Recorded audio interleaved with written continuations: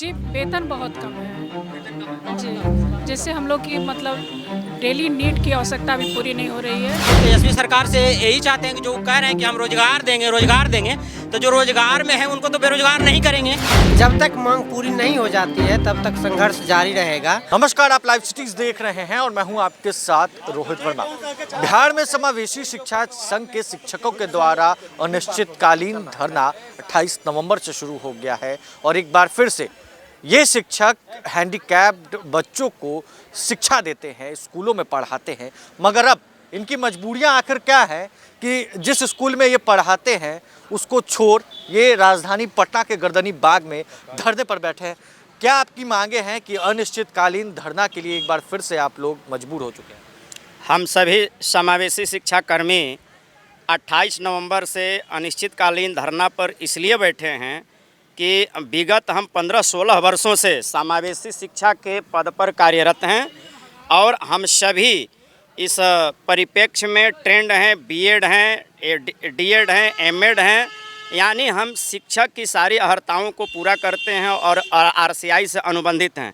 सरकार से हमारी हम सबकी एक ही मांग है कि उच्चतम न्यायालय के माने आदेशानुसार जो विशेष शिक्षक हर विद्यालय में एक रखने हैं, उस संदर्भ में हमारी बिहार सरकार से मांग है कि हमें पहले सामंजित करे, उसके बाद से शेष पदों पर क्या कहते हैं बिहार सरकार वरीयता देते हुए हमें सामंजित करे और शेष पदों पर क्या कहते हैं बिहार सरकार नियुक्ति करे। हम सरकार से मांग करते हुए बैठे हैं। जब तक हमारी मांगों को पूरा नहीं किया जाएगा हम यहाँ से नहीं जाएंगे। विशेष शिक्षक के पद पर सामंजन की बात है। वेतन कम है आप लोगों जी हाँ, वेतन बहुत कम है। को? क्या दिक्कत होती है वेतन कम? मैं पटना से सुनीता गुप्ता बोल रही हूँ। मैं स्पेशल एजुकेटर हूँ, मैं फ्रेशर हूँ।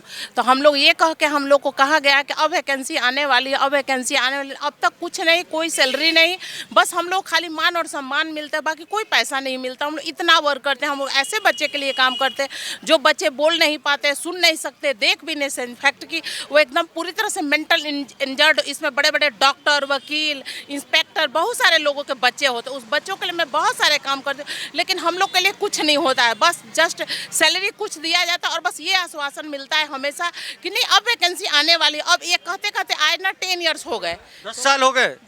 जी हम लोग तो इसमें 12 साल। क्या क्या होती है आप लोग? जी, वेतन बहुत कम है। वेतन कम है जी, जिससे हम लोग की मतलब डेली नीड की आवश्यकता अभी पूरी नहीं हो रही है और हम लोग की स्थिति भूखे मरने की स्थिति हो गई है। क्या कह रहे हैं? मात्र 14,700 मिल रहा है और विगत 8 वर्ष से 1 रुपया भी वेतन वृद्धि नहीं किया गया। 8 वर्ष आप लोगों का वेतन इंक्रीज ही नहीं हुआ?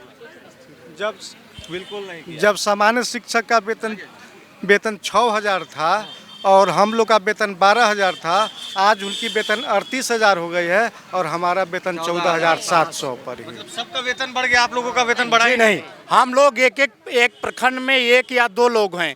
जिन प्रखंडों में कम से कम 200 विद्यालय हैं उसमें आंगनबाड़ी भी जोड़ दिया गया है। 250-300 पे 2 संसाधन शिक्षक बीआरपी विशेष शिक्षक के अंतर्गत ही हैं, जो दो ही शिक्षक बाईसाइकिल रन करते रहते हैं और कई लोग कई बीमारियों के गंभीर रूप से शिकार हो गए हैं। आप लोग पढ़ाते हैं? बिल्कुल पढ़ाते हैं। हमारा पूरा काम 18 तरह के कार्य हैं।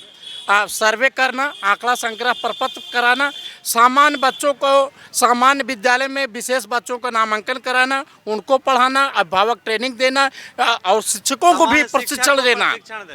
इस तरह से 18 कार्य हैं। हम लोग एक प्रखंड में 1 या 2 लोग हैं। हम लोग साइकिल चलाते चलाते एकदम ऐसे मान लीजिए कि कुछ नहीं होता है और जो है हम लोग अपनी रक्षा नहीं कर पा रहे हैं। हम लोगों को वो स्थिति हो गई है।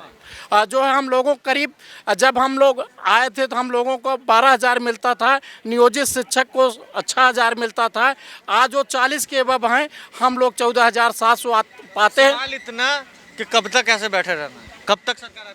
हम लोग की मांग का बात हो रही है। बात हम लोग का जब पूरा हो जाता है तो हम लोग यहाँ से बात हुआ? चले जाएंगे। बात हो रही है, कुछ लोग मिलने गए थे कल, बात हुआ है कि आपका हम बात आगे रखते हैं, लेकिन अभी तक हम लोग को कुछ रिटेन ऐसा हुआ नहीं है, इसलिए तब तक हम लोग अभी यहीं बैठे रहेंगे। आप लोगों को प्राथमिक विद्यालय के लिए रखा गया था और क्लास 1 से लेके क्लास 12 तक आप लोग पढ़ाते हैं। जी, कठिनाई होती है? देखिए सर, हम लोग 7 तरह के दिव्यांगता के लिए रखे गए थे जो 1995 में आया था, लेकिन अभी 21 प्रकार के दिव्यांगता कर दिया गया है। 2016 RPWD एक्ट एक पास हुआ है, जिसमें बच्चों की संख्या तो बहुत ज़्यादा बढ़ गई है, करीब 3% से 5% हो गई है टोटल बच्चे का, नॉर्मल बच्चे का। लेकिन हमारे जो मानदेय हैं उस रिस्पेक्ट में कुछ नहीं बढ़ा है। सरकार, हम लोग तेजस्वी सरकार से यही चाहते हैं कि जो कह रहे हैं कि हम रोजगार देंगे, तो जो रोजगार में है उनको तो बेरोजगार नहीं करेंगे क्या? जो 15 वर्ष से कर रहे हैं उनका अनुभव का तो लाभ लेना चाहिए, और उसी के आधार पर हम लोग समांजन की मांग कर रहे हैं कि हम लोग जो 15 वर्ष से काम कर रहे हैं उसके आधार पर हम लोग को समांजित किया जाए, ताकि इस बच्चों को विशेष लाभ हो सके। क्या लगता है मैम, जितना सरकार आप लोगों से काम लेती है उतना सैलरी आप लोगों को प्रोवाइड होता है? सर एकदम नहीं है सर, उसका एक हिस्सा भी हम लोग को नहीं मिलता है। और जितनी अल्प वेतन मिलती है सर, उसमें हम लोग को 1000-1500 बचता होगा, ज़्यादातर सारे भाड़ा में ख़त्म हो जाती है, क्योंकि हम लोग एक विद्यालय में काम नहीं करते हैं, हम लोग ब्लॉक के पूरे विद्यालय में वर्क करना, सारे विद्यालय में क्योंकि जहाँ मैनेज आखिर कैसे करती हैं आप? हम लोगों को मैनेज करना रहता है कि जैसे जहाँ पर हम लोगों का बच्चा है, जो दिव्यांग बच्चे हैं, वहाँ पर हम लोगों को जाना पड़ता है। और कभी कभी होता है कि कभी ये रिपोर्ट लेना है, कभी ये रिपोर्ट पहुँचाना, हेडमास्टर को रिपोर्ट देना है, या वहाँ पर बच्चे को जो सुविधा देना है, तो हमको जाना ही जाना है। कभी कभी एक दिन में हम लोग 3-3, 4-4 विद्यालय कवर करना पड़ता है। क्षेत्र एक ब्लॉक होता है, हमारा कार्य क्षेत्र महत्वपूर्ण दृष्टिबाधित में आती हूँ और मैं ब्लाइंड बच्चों को ही पढ़ाती हूँ। उनको पढ़ा के मैंने टीचर ट्रेनिंग तक करवा दिया, वो मेरा काम था। हमारा मान सम्मान, हमारा वेतन, और हम चाहते हैं कि हमारा सरकारी नौकरी हमारे लिए जो आ चुकी है उसमें हमारा समंजन कर दिया जाए और हमें एक सम्मानजनक वेतन मिले, और हम बच्चों के लिए क्योंकि हमारे अलावा पूरे भारत में हमारे अलावा दूसरा कोई नहीं है जो एक ब्लाइंड बच्चे को पढ़ा सकता है, स्पेशल एजुकेशन के बच्चों को पढ़ा सकता है। हमें ही अधिकार है उनको पढ़ाने का, क्योंकि हम उनके लिए ट्रेंड है। सवाल सिर्फ इतना कि कितना अब संघर्ष करना है, ऐसे ही कब तक बैठेगा? जब तक मांग पूरी नहीं हो जाती है तब तक संघर्ष जारी रहेगा। और उसके बाद क्या कहते हैं कि चूँकि 16 साल से हम लोग मतलब परेशान हैं, कुछ भी सैलरी, सबका सैलरी बढ़ता है और रिसोर्स टीचर का सैलरी कुछ नहीं बढ़ता है। टीचर का सैलरी बढ़ गया, आप लोगों का क्यों नहीं बढ़ रहा है? सवाल ये सरकार समझेगी ना। हमारे जब उच्च न्यायालय का ये आदेश हो चुका है, फिर सरकार इसको लागू क्यों नहीं करती है?